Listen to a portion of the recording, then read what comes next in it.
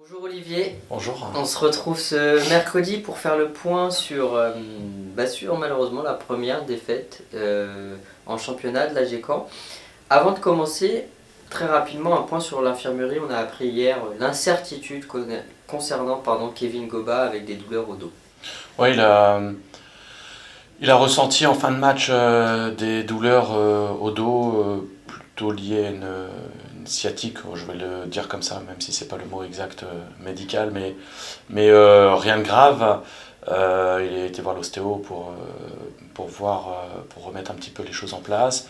Il fait quelques soins. Il était au repos hier à l'entraînement. Il va reprendre aujourd'hui la course et tranquillement sur la fin de semaine avec le groupe. Donc voilà, c'est une incertitude qui était en début de semaine. Le fait d'avoir vu le médecin, on a plutôt des nouvelles rassurantes et je pense qu'il sera apte à tenir sa place ce week-end. Une fois n'est pas coutume, on va d'abord parler de l'équipe réserve avant d'ouvrir le dossier de l'équipe première.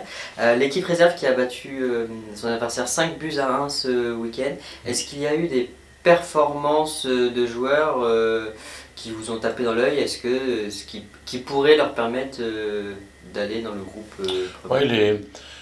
tous les joueurs de l'équipe première qui sont redescendus entre guillemets avec l'équipe réserve ont joué le jeu et les performances ont été à la hauteur des attentes, que ce soit Jean-Marc Hachi, que ce soit Haït Swissi, que ce soit le dernier jeu, Emilien. Émilien Cramoisan qui revenait tout à fait, suite à ça lui a donné du temps de jeu, voilà, avec des performances voilà, pas complètement identiques pour tout le monde, mais dans l'ensemble, sans compter les petits jeunes qui sont avec nous comme Masguédé ou Benjamin Beaufils ou Mathieu Evrande, mais voilà, tous ces garçons ont fait le match qu'il fallait, ce qui a permis, on le voit tout de suite hein, à ce niveau-là, quand les joueurs s'entraînent avec l'équipe de la Nationale 3 et qui redescendent et qui jouent le jeu, forcément il y a des différences qui se font, la différence de niveau est importante, donc lorsqu'ils jouent à leur niveau, ça apporte un vrai plus pour l'équipe réserve et j'en suis ravi parce que c'était important de gagner ce match-là pour les objectifs que l'équipe réserve a, mais aussi pour que l'ensemble de l'effectif puisse être apte à participer au match de National 3. On va revenir sur la Nationale 3 avec le dernier match à Saint-Lô. Tout d'abord, est-ce que c'est une défaite inquiétante ou est-ce que ça reste épisodique, anecdotique? Je la qualifierais ni l'un ni l'autre. C'est une défaite qui arrive à 2 journées avant la trêve. Donc elle est pas, je dirais qu'elle n'est pas inquiétante dans le sens où de toute façon il va y avoir la trêve et que ça sera un autre championnat qui commencera à partir du mois de janvier. Et puis elle n'est pas anecdotique parce que on avait l'ambition de rester le plus longtemps possible, d'une part invaincu, mais d'autre part, dans nos objectifs, c'est de gagner le plus de matchs possible et que ce match-là n'a pas été à la hauteur de nos objectifs. Donc elle est ni inquiétante, ni anecdotique, c'est une défaite qui nous empêche de prendre les 3 points qu'on aurait pu prendre. Et c'est plutôt dans ce sens-là, sur notre tableau de marche, entre guillemets, sur nos objectifs de marche par marche, où on n'a pas été à la hauteur de l'événement et qu'on laisse filer 3 points, à mon sens, qui auraient pu être bénéfiques sur nos objectifs de fin de saison. En interview d'après-match, vous avez parlé de la volonté de faire les efforts tous ensemble. Sur ce match et sur le match de Div, c'est ce que vous avez mis en lumière. Est-ce que c'est un excès de confiance? Est-ce que ce sont des adversaires sous-estimés? Et est-ce que c'est quelque chose que l'on peut travailler, le fait de ces attitudes? Ouais, je répète à nouveau ce qu'on disait. Il y a 2 choses. Il y a la performance générale de footballistique Et il y a les comportements et les attitudes et l'engagement qu'on peut y mettre. À partir du moment où on met le même engagement et d'être dans gagner les duels, de faire les efforts nécessaires à courir, à se replacer, à être solidaire, à être dans l'engagement tout simplement, à la même hauteur que l'adversaire, on a une chance de pouvoir rivaliser parce qu'on peut mettre en place un certain nombre de choses sur le plan footballistique. Et sur le plan footballistique, en effet, lorsqu'on joue des adversaires qui, soi-disant, sont moins dans le haut du classement, on va dire ça comme ça, et que cet adversaire nous laisse le ballon, ce qui a été le cas contre Saint-Lô, on en oublie un certain nombre de principes collectifs, notamment dans les transitions offensives-défensives, les replacements, le cadrage du porteur, qui demandent des efforts mentaux, mais aussi des efforts physiques, des efforts de concentration. Et lorsqu'on a la sensation d'avoir le ballon, qu'on joue dans un faux rythme, qu'on est, on donne à l'adversaire toutes les armes pour nous battre, parce que c'est le cas depuis... c'est une particularité à cette équipe-là, à ce groupe-là, et on essaye de travailler dans ce sens-là.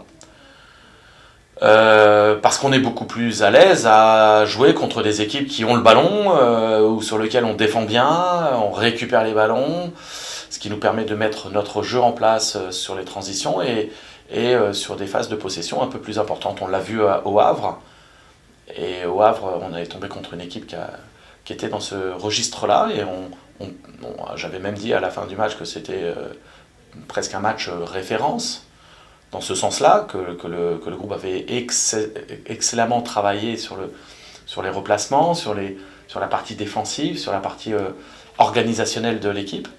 Et là, lorsqu'on joue contre des équipes comme Dives, mal classées, ou Saint-Lô, pas non plus trop bien classées, et en plus de ça, qui nous laissent volontairement le ballon, on est beaucoup plus pas en difficulté, mais on est moins concentré sur nos tâches, sur les tâches un petit peu moins fun. On a le ballon, ça va. Mais pour faire les efforts derrière, pour les récupérer, donc du coup les lignes se distendent, on laisse beaucoup plus d'espace à l'adversaire, on est moins sur le porteur, on laisse beaucoup plus jouer l'adversaire et on tombe dans un espèce de, je vais pas dire de supériorité, parce que ça c'est pas le cas, mais peut-être un peu de suffisance et un peu de nonchalance, voilà. Et on l'a vu contre Saint-Lô, et on a été puni. Et logiquement, parce que si je compte le nombre d'occasions que Saint-Lô a et le nombre d'occasions que nous avons, ils méritent largement leur victoire. On va revenir sur l'approche tactique pour ce match. Les Human voyaient un 4-3-3 avec un Younes Kedir, un joueur de percussion sur le côté droit. Vous avez opté pour un losange dès le début de la rencontre. Pourquoi ce choix et pourquoi le changement de Sabri à la mi-temps? C'est aussi les Human qui se sont posé la question. C'est simple parce que dans mon esprit on n'était pas non plus en 4-4 de losange. On pouvait se transformer en 4-4 de losange, mais ça pouvait être aussi un 4-3-3 avec un Sabri Toufiki dans un autre registre que dans le couloir droit. Aujourd'hui on n'a pas trouvé encore la solution sur le côté droit où il y a quelqu'un qui se dégage et qui prend la place de tout le monde et qui est incontesté ou incontestable, puisqu'on a souvent changé sur ce côté-là. Emilien a joué beaucoup, Romain a joué aussi beaucoup, Younes a fait quelques apparitions à droite, mais dès le début on a vu et tout le monde s'est aperçu que lorsqu'il a été titulaire à droite, ça n'a pas été. Et je rappelle que le match de Saint-Lô en Coupe de France, c'était Kedir, Perriand et Goba, et qu'on a eu les mêmes difficultés.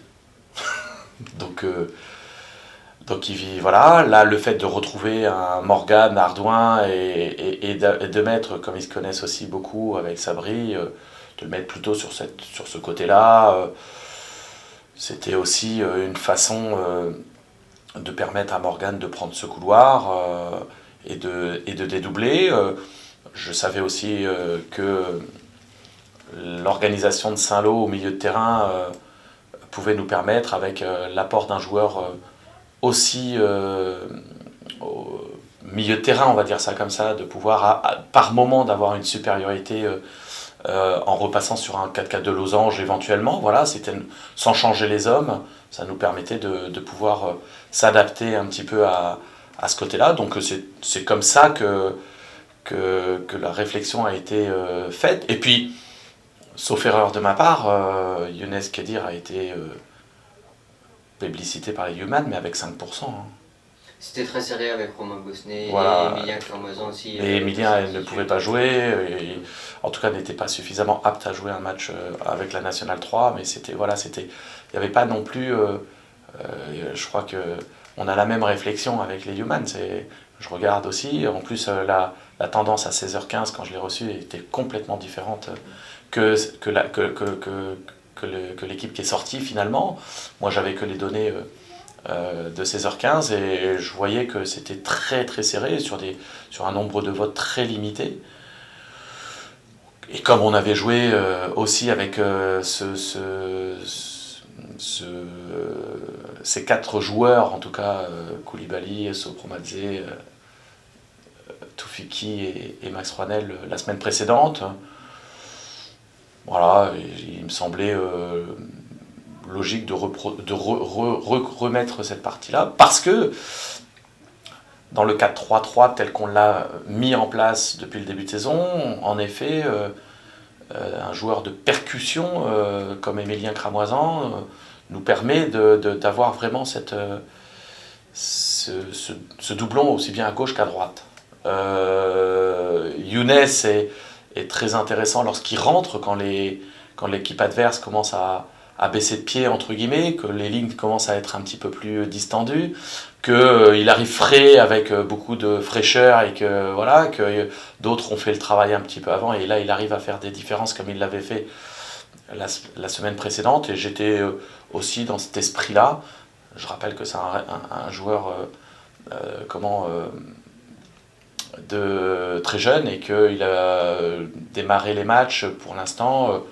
Ça peut le faire, voilà, mais je suis pas sûr. D'ailleurs, il est rentré à la mi-temps, et ça me permet de rebondir sur pourquoi il est sorti. À la mi-temps, je le fais rentrer, et c'est pas pour autant que l'équipe a changé de visage, alors qu'il était côté droit, que Malcolm est repassé à gauche, que Kevin Goba, et que c'était l'équipe de départ. Et à la sortie, c'est là qu'on prend le but, et c'est là qu'on n'a pas eu le moins d'occasions. Donc voilà, c'est toujours lorsqu'on connaît le résultat ou les prestations des uns et des autres qu'il est facile de parler. Voilà en tout cas ma réflexion, et avec les Human, parce que j'ai regardé aussi les tendances, et mis à part Younes qui était à 5%, et je crois que c'était Jules aussi qui était en balance, mais il avait quand même très peu de voix non aussi, il passait devant Joël à quelques voix près. Il me semblait aussi logique, parce que ça va me permettre de parler aussi de ça. Bah, ça me paraissait logique. Il y a encore quelques temps, on me disait la charnière centrale, Léon Valentin, Joël Lembo a été super performante, notamment les 2 matchs qui ont précédé, durant la suspension de Jules. Et il aurait fallu que je change Joël. Pour quelle raison? Il a été performant, je laisse la même charnière. En effet, sur ce match-là, elle n'a pas très bien fonctionné, ou en tout cas moins bien fonctionné ce qu'on aurait pu prétendre, mais il n'y avait pas de raison valable de changer les hommes, alors que ça avait plutôt bien fonctionné. Donc voilà la raison, et ça me fait penser à pourquoi Sabri. Parce que là, en effet, il fallait mettre Younes. Donc ça, c'était, puisqu'il est parti à l'échauffement avant la fin de la première mi-temps, et il fallait que je le fasse rentrer, parce que je sentais qu'il fallait changer quelque chose au scénario du match. On n'était pas complètement dedans. On ronronnait. et il fallait apporter quelque chose. Et que plutôt que de le faire rentrer à une demi-heure de la fin, le faire rentrer à la mi-temps ne me paraissait pas déraisonnable. En plus de ça, ça me permettait de gagner un stop dans les changements sur la deuxième mi-temps, parce qu'en le faisant rentrer à la mi-temps, je gardais quand même mes 3 changements sur la deuxième mi-temps, donc c'était aussi un élément. Et en effet, quand je rentre dans les vestiaires, je ne sais pas qui je sors. Je sais qu'il faudra sortir un milieu de terrain, enfin un joueur qui était plutôt dans des caractéristiques milieu de terrain. Koulibaly, c'était compliqué puisque c'est la sentinelle, et faire rentrer Younes à la place de Kouli, ça posait des problèmes d'équilibre d'équipe. Donc c'était le choix entre Sabri Toufiki, Sopromadze ou Max Rouanel. Voilà. Il y a le choix de sortir Sabri était plutôt parce qu'il jouait ce poste-là. Et du coup, j'ai fait plutôt un poste pour poste que de rechanger à nouveau tout ça. Voilà. Max, en plus, a besoin aussi de jouer. Et quand on a un Max Rouanel qui peut jouer dans n'importe quelle équipe de National 3, contre Saint-Lô, j'ai pas l'impression qu'on affaiblit l'équipe. Et puis Sopromadze, c'était aussi la même chose. Il avait fait un bon match, même s'il n'était pas dans un bon jour ce week-end, mais voilà. Donc c'était un des 3. Et comme il y en a, à la rigueur, si j'avais pu sortir les 3, j'aurais sorti les 3. Mais là, il fallait que j'en sorte un pour faire rentrer Younes, et mon choix s'est porté sur Sabri, mais essentiellement par rapport à la position qu'il avait plus sur le terrain, et de modifier le moins possible l'équipe. Voilà. Si j'avais prévu de mettre Younes à gauche et Malcolm à droite, peut-être que j'aurais pris la décision de sortir Sopromadze. Voilà. Si j'extrapole, voilà. Mais c'était pas un choix. C'était pas un choix tactique, comme je l'ai dit après le match. C'était un choix plus électrochoc, en disant voilà, il nous faut plus d'allant, il nous faut plus de choses, et Younes est rentré pour nous apporter ça, et malheureusement ça n'a pas porté ses fruits. Il reste un match officiel avant la trêve, vous l'avez dit tout à l'heure. Ce sera ce week-end, Avenois face à Avranches. Dans quel état d'esprit est le groupe après cette défaite, et pour aborder ce dernier match?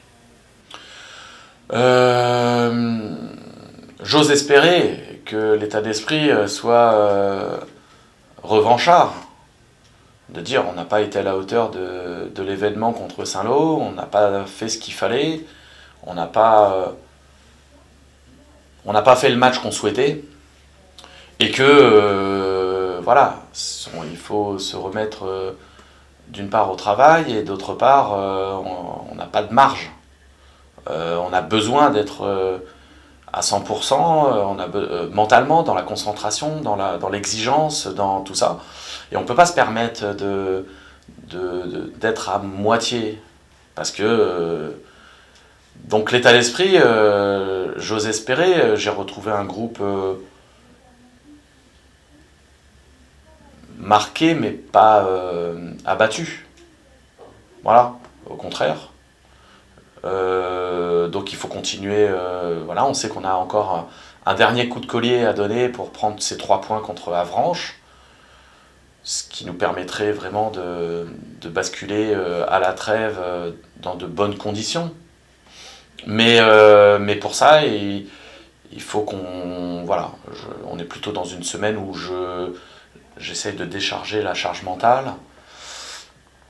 Voilà, c'est pas maintenant qu'on va travailler physiquement ou tactiquement ou techniquement. Là, on est essentiellement dans l'état motivationnel, en disant bon voilà, on va faire un dernier match.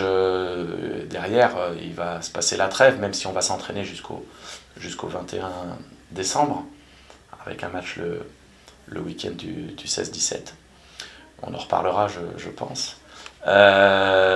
Et puis, donc c'est le dernier match officiel, et que notre objectif, c'est de prendre les 3 points comme à chaque match, Mais on sait aussi les ingrédients qu'il faut mettre dans la balance pour que le plateau tombe du bon côté. On ne l'a pas fait la semaine dernière. Donc en termes d'état d'esprit, en termes de solidarité, j'ose espérer que le message soit passé afin que chacun puisse prendre ses responsabilités, aussi bien les joueurs que le staff, que l'ensemble du club. Voilà, on sait où on veut aller, on sait les objectifs qu'on a, c'est-à-dire à chaque match essayer de faire tout pour le gagner. Et puis là, on se remet sur une semaine de travail pour préparer le match de Avranches, qui sera avancé d'ailleurs à 16h, pour les raisons de l'équipe de France qui joue le quart de finale, mais ça sera un horaire inhabituel, mais dans l'esprit, voilà, il faut qu'on soit conquérant, il faut qu'on soit dans cet état d'esprit. Au-delà de jouer correctement, au-delà de tel joueur à telle place ou de tel système. Voilà, et il faudra qu'on montre un autre visage, notamment dans l'état d'esprit. Très bien, merci coach. On fera un point vendredi comme toutes les semaines pour faire le bilan de la semaine. Très bien.